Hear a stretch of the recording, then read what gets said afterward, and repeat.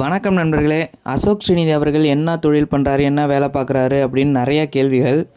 இதுக்கான விடை இந்த ஆடியோவில் இருக்குது. இது என்னென்னா, மைவி3யில் இருக்க மெம்பர் ஒருத்தவங்க அசோக் ஸ்ரீநிதி அவர்களுக்கு கால் பண்ணி பேசியிருக்காங்க. அப்போ அவங்க இந்த கேள்வியை கேட்டிருக்காங்க, நீங்கள் என்ன தொழில் பண்ணுறீங்க அதை சொல்லுங்கள் அப்படின்னு. அதுக்கு அவர் கொடுத்த விளக்கம் இந்த ஆடியோவில் இருக்குது, பாருங்கள். அதுக்கப்புறம் கொஞ்சம் விஷயங்கள் நம்ம பேசலாம். இந்த ஆடியோவை ஃபஸ்ட்டு கேட்டுருங்க. ஒரே நிமிஷங்க. நீங்கள் ஒரு கேள்வி கேட்டு நான் என்னோட பேர் சொல்கிறேன், உங்களோட பேர் சொல்லணும் சார். உங்களை பத்தி சொல்ல வேணாம் சார், உங்களை பத்தி எங்களுக்கு தெரியும் சார். உங்களோட முகவரி நான் கேட்கல.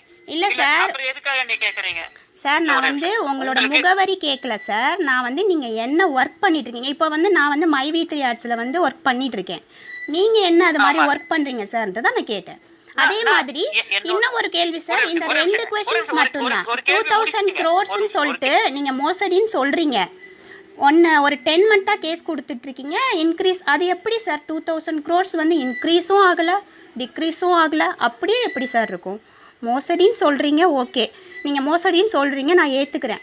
பட் அது எப்படி இன்க்ரீஸ் ஆகாமல் இருக்குது, இல்லை டிக்ரீஸ் ஆகாமல் இருக்குது? டிக்ரீஸ் ஆக மோசடின்னு நீங்கள் சொல்கிறபடி பார்த்தா இன்க்ரீஸ் ஆகிருக்கணும். அது ஏன் சார் ஆகலை? முடிஞ்சதுங்களா கேள்வி? என்னோட கேள்வி இதுதான். ஓகேங்க. ஃபர்ஸ்ட் உங்க கேள்வி நான் என்ன தொழில் பண்றேன் அப்படின்னு சொல்லி நீங்க கேக்குறீங்க. ஆமா சார். ஓகேங்களாங்க. Okay sir. அந்த நான் என்ன தொழில் பண்றேன் அப்படிங்கிறது ஆஸ் a பொலிட்டீஷியனா நான் சொல்லணும்னு அவசியம் கிடையாது. Okay sir. கேட்டுக்கிட்டீங்களா நண்பர்களே? அதாவது அரசியல்வாதிகள் அவர்களுடைய தொழிலை வெளியில் சொல்லக்கூடாதான். இவர் புதுசாக சொல்லியிருக்காரு. யார் ஒருத்தருமே லீகல் பிஸ்னஸ் பண்ணால் வெளியில் தாராளமாக சொல்லலாம். இன்லீகல் பிஸ்னஸை மட்டும்தான் வெளியில் சொல்ல மாட்டாங்க.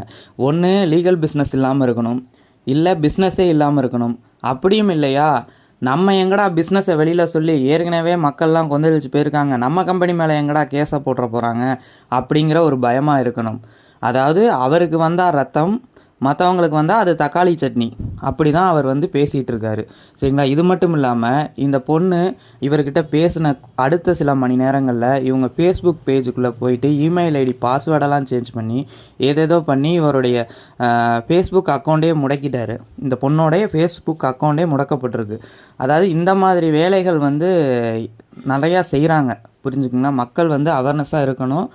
கம்பெனியை பற்றி யார் என்ன சொன்னாலும் கண்டுக்காதீங்க, நம்பாதீங்க. நல்ல விஷயங்களை காதுக்கு கொண்டு வாங்க.